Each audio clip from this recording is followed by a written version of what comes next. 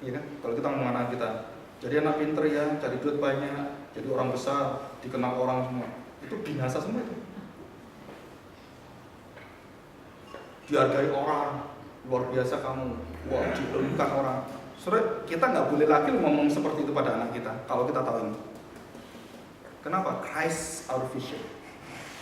Beritahu anak kita, kamu diberkati Tuhan luar biasa. Ingat Tuhan anak. Takut akan Tuhan, bersandar pada Dia. Nah itu benar orang tua seperti itu. Tapi kalau orang tua, oh kamu hebat, wah anak diangkat terus.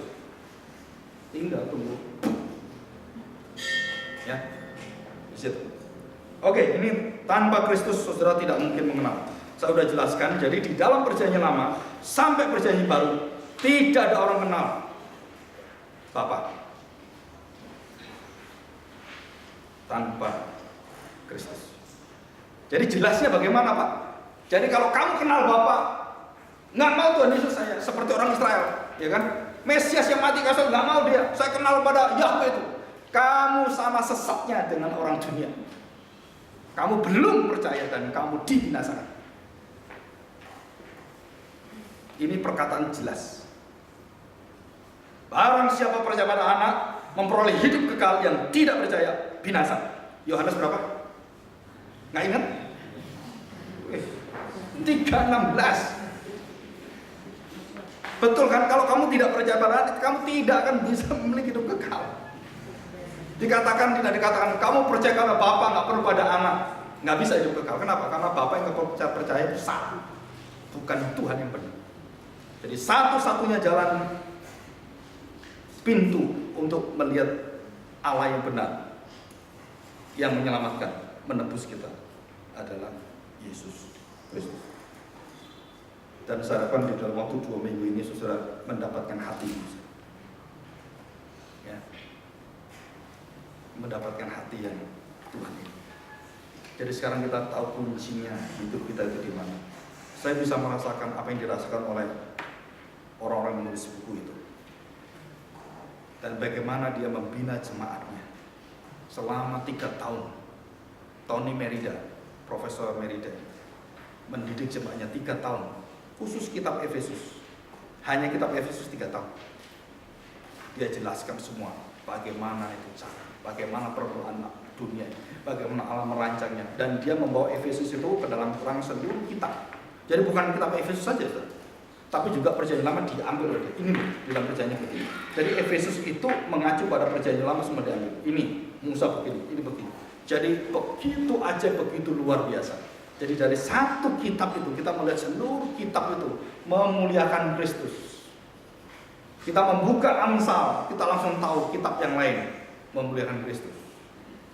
Jadi kayak kembang api, wah indah sekali. Itulah. Jadi kalau kembang api, terus buka lagi, wah indah sekali. Kenapa? Karena di sana ada rahasia. Tuhan bukakan satu persatu.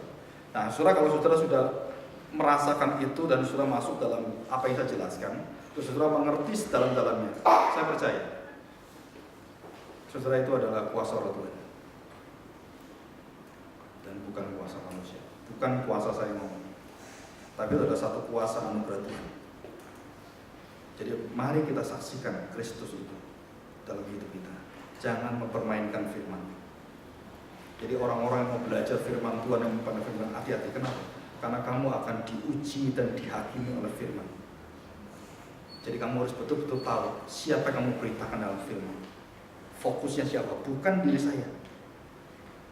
Jadi kalau orang menghina kita karena kita menyatakan kebenaran, nggak masalah. Orang menguji kita, jangan tinggi hati. Orang tidak anggap kita, jangan minder. Tetap setia dengan firman Tuhan. Nah itu yang diminta oleh Tuhan. Jadi kita belajar dari seluruh yang ada ini ya. Minggu depan saya jelasin nomor 4. Seluruh sejarah penebusan PL dan PP. Nah, saudara baca ayat 1 Timotius pasal 3:16. Wah itu bagus sekali ya. Bagus sekali. Nah, kalau nanti kita ibadah, nah, saya biasa menjelaskan pembinaan itu selalu saya bawa ke dalam kehidupan praktis, aplikasi dalam jemaat. Saudara perhatikan, nanti 1 Timotius 3:16, coba kita baca dulu ya sebagai penutup. 1 Timotius. Yohanes 3:16, gampang ya? Ini juga sama, 1 Timotius 3:16. Jadi gampang ingatnya. Saya bacakan. Dan sesungguhnya great is our worship, gitu ya. Dan sesungguhnya agunglah rahasia ibadah kita. Di mana keagungan rahasia ibadah kita? Beberapa penulis modern ya tidak percaya ini, menolak. Dia yang telah menyatakan dirinya dalam rupa manusia, dibenarkan dalam roh, yang menampakkan dirinya kepada malaikat-malaikat, diberitakan di antara bangsa-bangsa yang tidak mengenal Allah, yang dipercayai dalam dunia, diangkat dalam kemuliaan. Nah, saudara perhatikan, ini adalah syair. Saudara tahu syair apa ini? Inilah syair pujian waktu mereka memulai ibadah di dalam gereja mula-mula. Kalau gereja kita kan foto, gitu kan? Ini enggak. Kalau mereka memulai dengan apa? Ibadah, agunglah ibadah kita. Mereka menyatakan ini. Dia yang menyatakan diri dalam rupa manusia. Jadi waktu ibadah yang mereka lihat, mereka tinggikan, mereka pusatkan siapa? Yesus. Saudara, nanti beberapa minggu kemudian, saudara akan diberikan sejarah pemakaian Christocentrism oleh beberapa pendeta, dan nanti tentang pertentangan. Kenapa kita memakai Christocentrism, kenapa tidak Theocentrism? Kenapa itu? Kenapa kok tidak Theocentrism aja, nggak usah Christocentrism gitu ya? Saudara, itu ada alasannya. Salah satunya adalah apa yang kita baca, semua rasul menuliskan dengan jelas pusat ibadah, pusat penebusan, pusat pengudusan, pusat daripada pengampunan dosa, pusat hidup yang kekal, rahasia kerajaan Allah, rahasia ibadah keagungan, seluruhnya apa yang ada dalam perjanjian lama, perjanjian baru sampai pada akhir zaman, seluruhnya itu bermuara dan berpusat pada Kristus. Jadi kalau rahasia ini kita lepas, kita pakai Tuhan aja kan cukup. Ya Allahku, cukup nggak? Tidak. Kenapa? Karena Allah itu bukan Allah yang di dalam Kristus. Kalau kita nyebut Allah, pasti harus nyebut Yesus. Karena di dalam Kristus kita baru kenal Dia. Jadi kalau kita lepas itu, kita nggak kenal. Termasuk sama. Waktu kita katakan Kristuslah pusatnya, Kristus membawa kita kemana? Kepada Bapa dan Roh Kudus. Saudara ngerti? Tidak boleh dibalik. Oh Pak, kan nggak perlu Yesus kan? Nggak bisa. Kenapa? Karena kunci satu-satunya bahwa kita mengenal Bapa dan Anak itu hanya mediator, cuma satu, Yesus.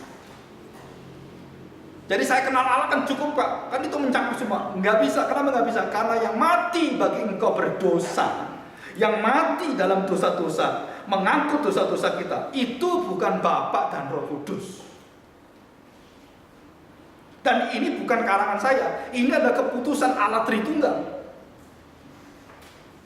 Bukan keputusan daripada bapak-bapak teologi atau penulis-penulis buku, itu bukan. Tapi Yesus sendiri yang mengatakan, membukakan rahasia ini, bahwa anaklah yang menjadi manusia. Melalui kematian anak itu, seluruh keagungan ibadah baru bisa melihat Bapa dan Roh Kudus.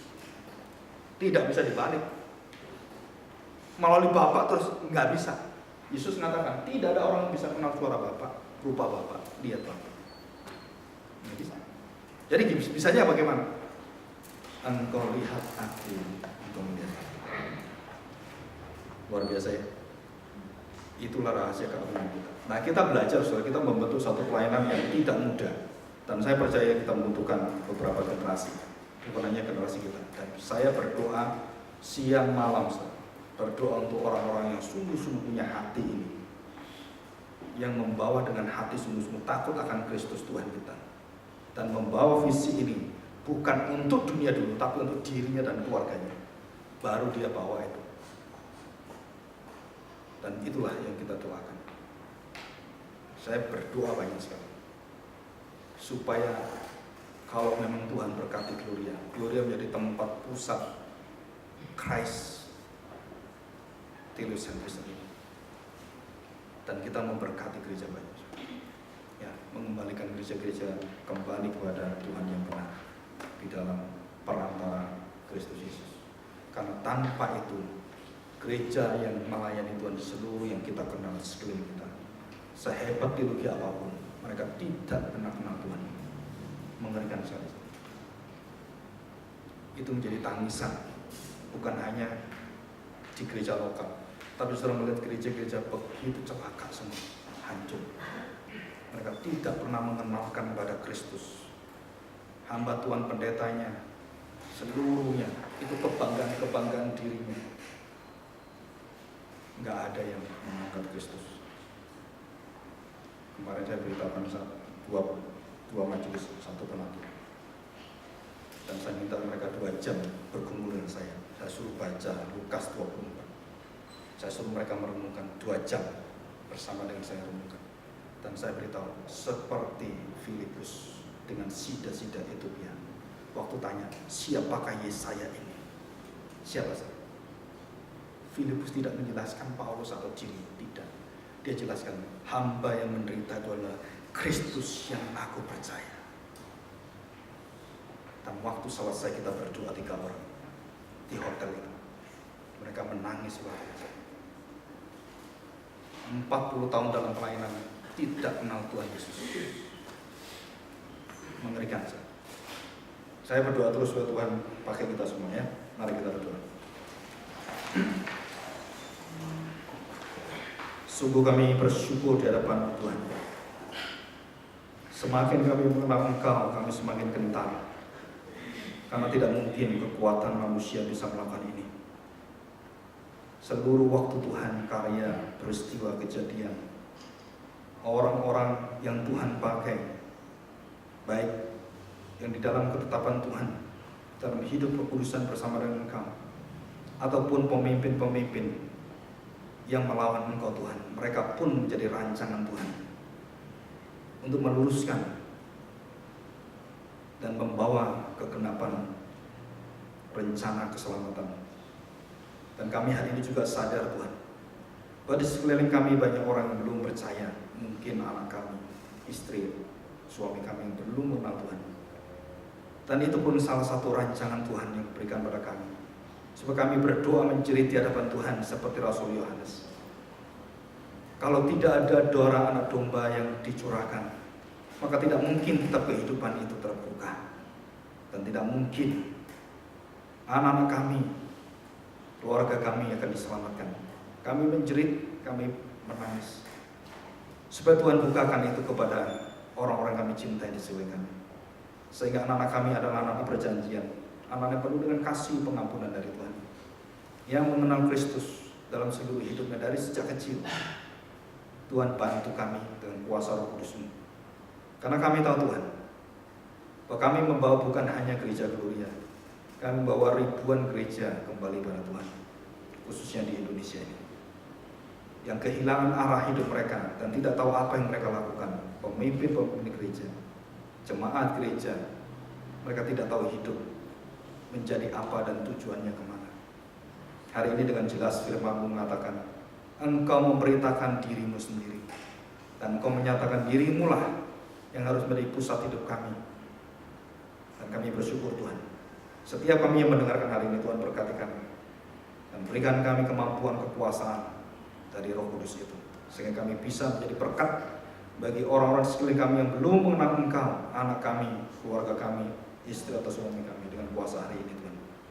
Kami serahkan hati kami dan kami siap menjadi obor Tuhan, terang Tuhan, sampai kami bertemu dengan Tuhan. Di dalam nama Tuhan Yesus kami serahkan doa kami. Amin. Puji Tuhan, sampai ketemu lagi minggu depan.